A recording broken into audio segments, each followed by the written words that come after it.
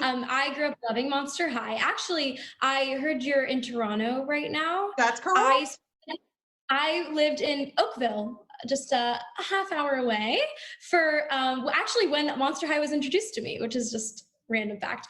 But I loved the movies. I loved the dolls. And at recess, me and my friends, my one friend would be Laguna, one friend would be Draculara, and I would pretend to be Claudine. And we would come up with different scenarios we thought the monsters would go through.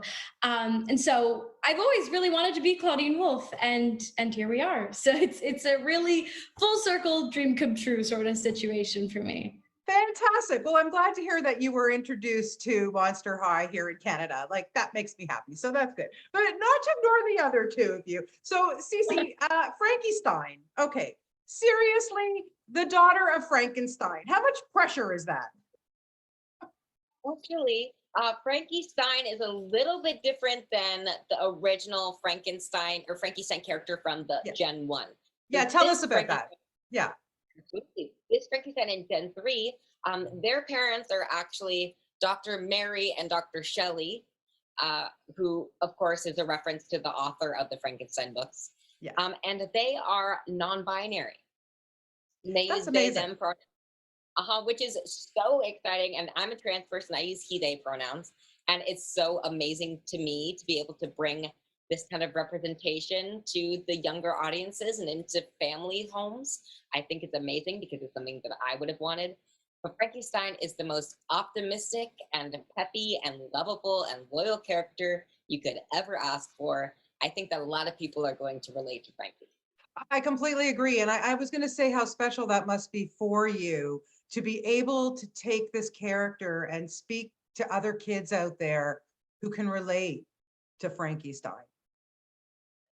Yeah, it's absolutely, it's a privilege and a responsibility for me. Yeah, no, big kudos to you. It's amazing. Okay, Nayah, Draculara. Okay, listen, first off, you know, she comes out of a coffin. Would you ever sleep in a coffin? Like, do you think that you would ever want to do that? I don't think so. I will tell you that coffin that I'm coming out of is the most comfortable little space you'll ever experience. I actually fell asleep in there quite often. There are pictures of me on set doing it, and it's all cushioned. It's all nice in there. They make it so comfortable for you that, you know, it could be your new apartment. Who knows? I agree. Okay, now the one thing that I do love about this series and just in general about the franchise is the friendship that is created and how, you know, different people come from different walks of life and whatever, but they still all accept each other. So MIIA, let's start with you, because first off, I just wanted to know immediately, when the three of you got on set together, was it an immediate bond?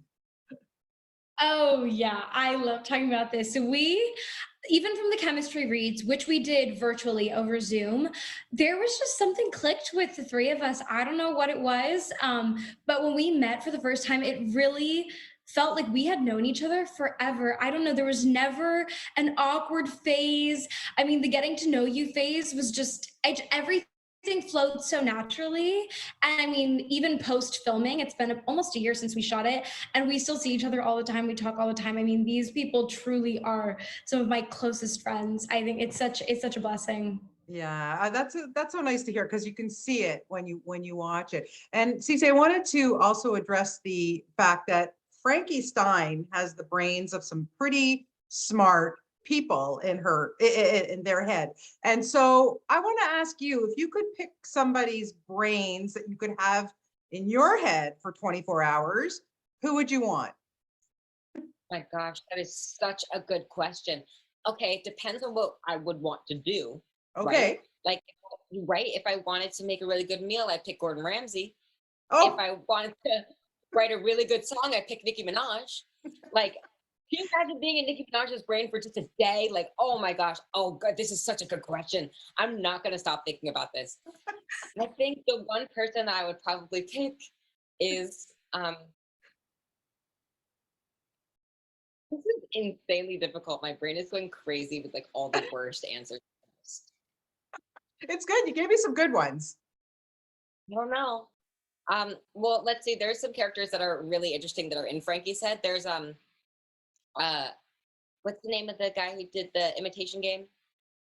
Oh, Oh. Benedict Cumberbatch?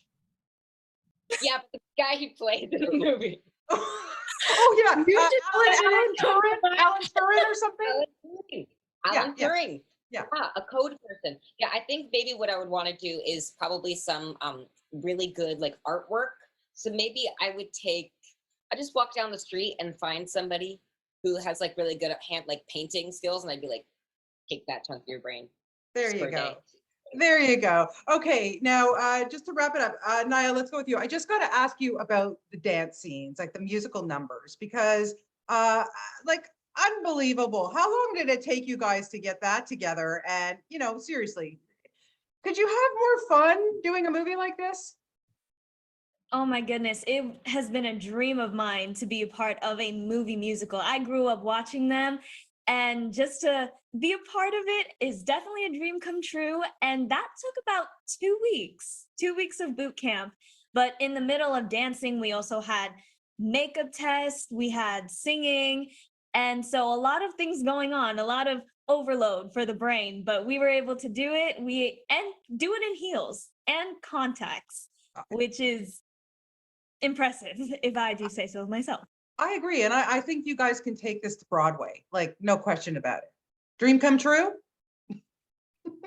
I'm down. That'd be good. I'm ready. Good. Okay, good. Well, I'd like to see that. Listen, congratulations to all three of you on this. Families are just going to love it. It is so much fun. And like I said earlier, it's just so inclusive. And I think that is the most important message of this. Do you guys agree? Absolutely. Yeah, it's really, really good. So thank you so much for your time, and have a good rest of your day. Thank you. Thank you so much. Okay, bye guys. Thank you.